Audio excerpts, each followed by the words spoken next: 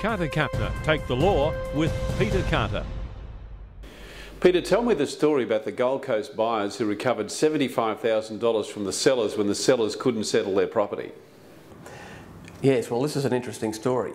You don't often see cases where buyers sue a seller for the extra cost they had to pay for the home that they had to go and get when they couldn't get the first one.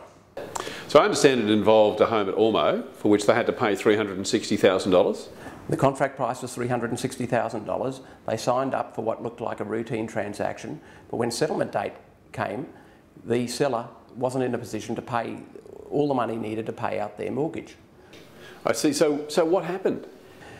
Well, the settlement was extended on the basis that the seller allowed the buyer to enter into immediate occupation. So that's what they did. So they literally lost the roof over their head? Well, then settlement dates came and went, extended several times, and the seller couldn't convince its mortgagee to release the security so that the family could buy the property and stay there.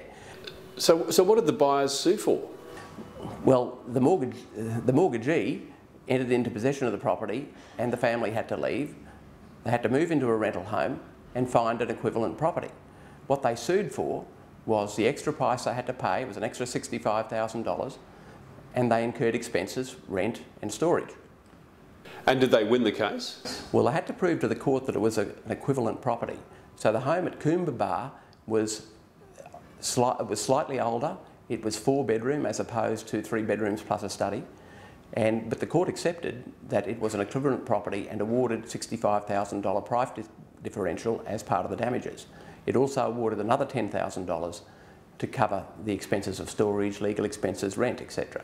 Gee, there's a great lesson there, isn't there? Well, it certainly gives another dimension to the term, it's a buyer's market.